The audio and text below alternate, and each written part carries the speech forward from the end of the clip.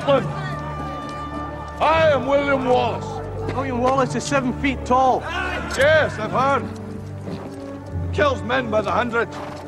And if he were here, he'd consume the English with fireballs from his eyes and bolts of lightning from his arse. I am William Wallace. And I see a whole army of my countrymen here in defiance of tyranny. You've come to fight as free men. And free men you are. What will you do with that freedom? Will you fight? Fight against that? No! We will run! And we will live. Aye. Fight and you may die. Run and you'll live. At least a while. And dying in your beds many years from now, would you be willing to trade all the days from this day to that for one chance, just one chance, to come back here and tell our enemies that they may take our lives, but they'll never take our freedom!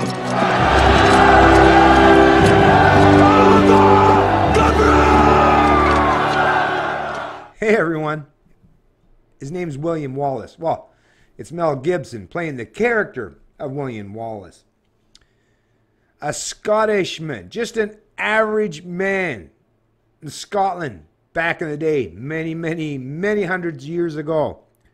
But they too, the Scottish and their Irish counterparts during that movie, the whole movie was about the Scottish, with the help of the Irish people, standing up and opposing the tyrant Longshanks, the King of England. Because, well, that's true. All of history up until now, in this modern world we live in, even growing up, all the movies, all the music, television shows, basically anything had to do with art, or even some poetry, well, philosophy, history, documentaries. I mean, most things that matter tremendously to people was the stories, right? The archetypes, you know, things that Jordan Peterson talks about. Well, it isn't just God, folks, but it's still the same representation, though, is the average man, the average person fighting and standing up in opposition to the ruling class. You know, Jesus, right? The Roman emperor and the Romans, the crucifixion. You know, Jesus stood against the government. He was railing against the government. Mel Gibson, William Wallace, was just a lowly man who loved a woman and just wanted to have his little parcel of land in Scotland where he could raise his family, grow his crops, maybe have some animals, and just live a peaceful, happy, fruitful, and meaningful existence, which is what all us humans should really strive for. That should be the very core of what it means to be a human being, whether it's today, yesterday, or anywhere off in the future, is to be a free human being.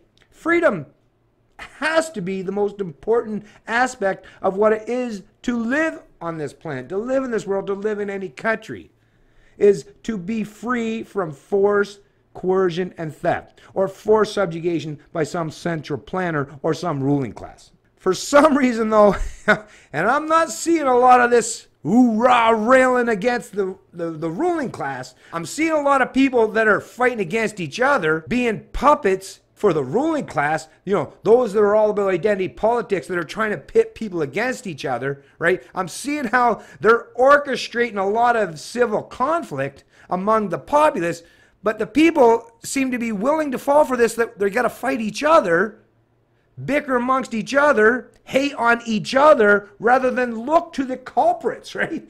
Rather than looking to Longshanks, or in Canada, Trudeau, which, yeah, that's a pretty fucking stark comparison there, because at least Longshanks was a real fucking man. Trudeau is, He's a faker. He's an authoritarian that wants to play the feminist game, the worst kind. At least Longshanks admitted that he was a tyrant. Trudeau wants to, he's too scared to admit that he's a tyrant, so he wants to get close enough to you that he can shank you, right? So that you don't really suspect him. At least Longshanks was at least courageous enough to say, I'm a tyrant. Admit it. At least Longshanks was more honest than Trudeau could ever hope to be. Anyways, I digress on that one. But come on, folks. The whole point of having anything to do with freedom is to stand up and relegate. And like I say, I don't give a shit. I don't pick sides. I'm not falling for this political left-right divide or white versus brown or white versus black or rich versus poor. No.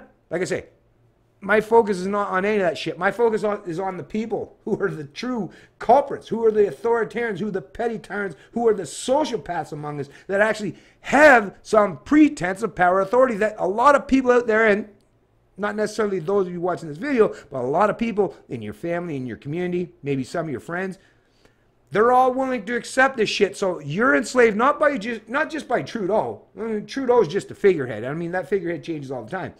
You're enslaved socially and economically by your peers, by those people, like I say, in your family, your friends, or those in your community that secretly go along to get along because they somehow benefit from it, or they're cowardly, or they're conformists.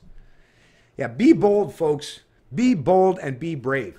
You know, I've been doing this, I mean, even just since like social media, since the crash of 2008. I mean, this is like a decade. I've been a decade of my life now trying to help educate and inform people and instill some confidence and some courage and some convictions into the people of Canada mostly, but anyone that's willing to listen come on, show some courage, folks.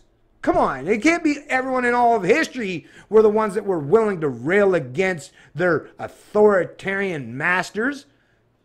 We have to care about this stuff too, right? You know, just because you got things, you know, or methods to distract yourself or vices that you can use to get over, you know, your feelings towards your masters or your rulers.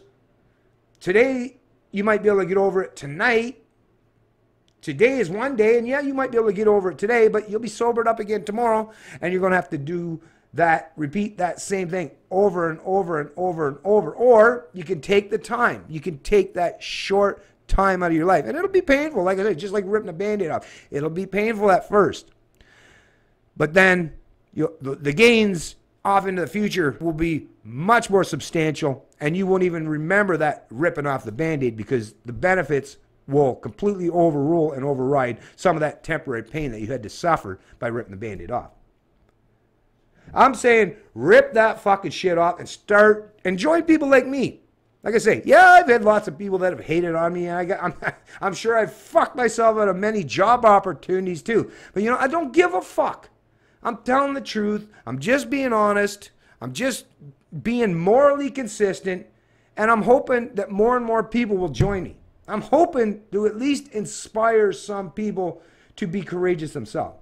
Because if you look through my history or my background, it's not like I come from like anything special, right? I'm just an average Canadian. But I guess I'm way above average in my courage and my ability to speak truth to reason, to be morally consistent. And I don't just do it because it's good for me or my psychology or my peace of mind. I do it because there's a whole lot of people like my kids or my wife or my family or my neighbors or anyone else out there that really desperately need to have some sense of freedom to flourish. I recognize that not everyone could be leaders. Well, that's just the reality, I guess, right? Because there would never be such thing as a follower if we were all leaders. So I recognize not everyone's going to want to step up to the plate, but come on, there's got to be a lot more of you out there that want to stand up and be real leaders. You know, whether it's for yourself or those you care about or your offspring, or maybe someone in your family's children and offspring. There's got to be somebody out there that you want to embolden or inspire. Rights and freedoms do not exist without courage and personal responsibility and your ability to maintain and defend them. That's just the reality. That's just the truth. It's Canadian Libertarian, and I love liberty.